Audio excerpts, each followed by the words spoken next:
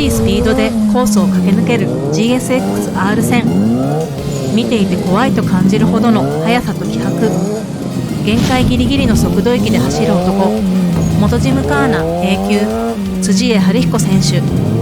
多くの選手が憧れ、少しでも近づきたいと思う存在。ノービスのロトモトさんもその一人です。私はロトモトさんから依頼を受け、辻江選手との比較動画を制作しました。比較していくと、その差の正体が次々と見えてきました。A 級選手とノービス選手は何が違うのか。速くなりたい、上手くなりたいあなたへ。この動画を見ることでいくつかのヒントが得られるはずです。あなたの走りにもきっと活かせるポイントが見つかります。それでは比較映像をご覧ください。今回のコース図です。画面左にそれぞれの動画の情報を記載しています。ロトモトさんはトップタイム比 126.161% でした。1.28 秒、このセクションでの差です。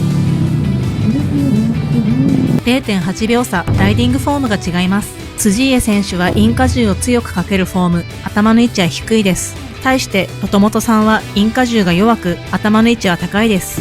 リプレイします。辻江選手を 0.85 倍速にしてロトモトさんと同じ速さにして比較しました。さらにスローにして比較します。画面右側にフォームの改善方法を記載しています。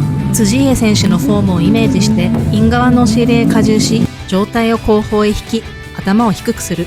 コツはニーグリップを強めて丹田に力を入れること。ハンドルが遠くなりすぎるようであれば着座位置をギリギリ前にする。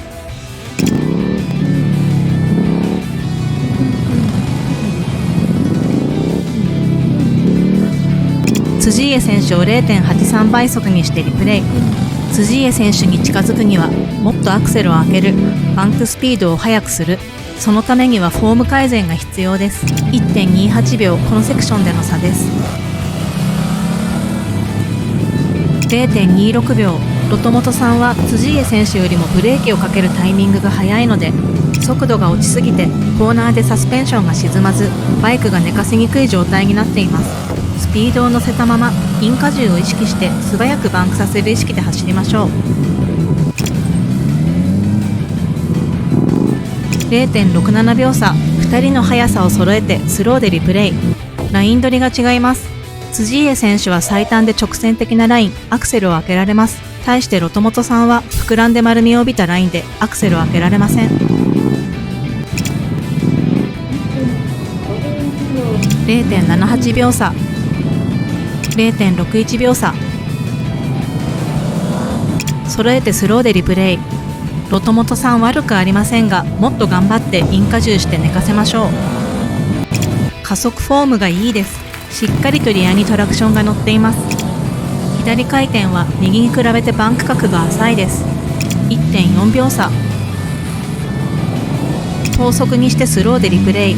辻江選手の方がアクセルが空いていて切り返しは早いです。ロトモトさんはアクセルオフが早いです。辻江選手アクセルオン、ロトモトさんはここでアクセルオン。アクセルオンのタイミングが違います。ロトモトさんはクリッピングポイントから離れているため、距離が増えラインがきつくなってしまいタイムロスしてしまいます。 0.41 秒。 1.2 秒差。辻江選手はパイロンスレスレのベストライン、ロトモトさんはパイロンから離れてしまっています。走る距離が増えてタイムをロスしてしまいます。コースでしっかりとパイロンへ寄るためにはいろいろなサイズの8の字でパイロンへ寄る練習をしましょう。0.72 秒差、 0.41 秒差。等速スローリプレイ。辻江選手は切り返しが速くバンクも深い。ロトモトさんは切り返しが遅くてバンクが浅いです。その結果、辻江選手は向きが変わるのが速いのでアクセルを開けられます。ロトモトさんは向きが変わらずアクセルを開けられません。先行動作を意識してバンクスピードを上げましょう。0.65 秒差。早く動く意識をするだけで切り返しは速くなります。等速でリプレイ。辻江選手、目線は先を見て体は進行方向に向いています。ロトモトさんも先を見て体を進行方向へ向けましょう。クセルをもっと開けていき、切り返しはもっと早く動く意識で。辻家選手、パイロンへの寄せ方が本当に見事です。もともとさんはパイロンへよる先を見る、体を向ける意識をしましょう。等速にしてスローでリプレイ。アクセルを開けていくためにもっとリアへ荷重をかけるフォームにしたいです。丹田に力を入れるのですが、普段からトレーニングをすることで力が入りやすくなります。辻家選手はイン荷重がしっかりかかっています。ロトモトさんももっとイン荷重を意識しましょう。具体的にはイン側のお尻へ荷重、上体をインへ入れる、黄色い矢印の方向へ体重を預けるイメージです。ここの課題も先ほどと同じです。このようにコーナーごとに生まれるコンマ数秒の差が積み重なり、最終的に大きなタイム差になります。これが元ジムカーナです。ゴール後、仲間からのグッドサイン、嬉しいものです。仲間がいい走りをした時はみんなで称え合う。これも元ジムカーナです。比較動画で分かったことを整理し、優先度の高い順にロトモトさんへ課題と克服方法を伝えました。まず第一にフォームの矯正です。比較の中で触れていたポイントをまとめました。克服するにはフォームを意識しながら加減速を繰り返します。それができるようになったら同じくフォームを意識して8の字やオーバルを繰り返します。またバイクの上でライダーが素早く動いたり G に耐えるためにはフィジカルの強さ、瞬発力、柔軟性が欠かせません。日頃から柔軟や筋トレをしておくことを推奨します。元ジムカーナはスポーツです。次の課題はライン取りです。アクセルを開け続けられる、無駄な距離を走らない、クリッピングポイントから離れないライン取り。A 級選手のライン取りを見て勉強したり、いろいろなサイズの8の字でパイロンへよる練習をしましょう。3つ目の課題はアクセルを開けること。これは課題1と2ができればかなり改善されますが、その上でアクセルを開ける意識をします。4つ目の課題は回転。特に苦手な左回転はイン荷重を意識して頑張って寝かせる。最後の課題、切り返し、寝かし込みを早く。これは意識するだけで違います。人間が頑張って素早く動く意識をするんです。8の字でやってみるのも効果的です。先行動作、イン荷重を意識します。普段から素早く動くトレーニングをすると効果的です。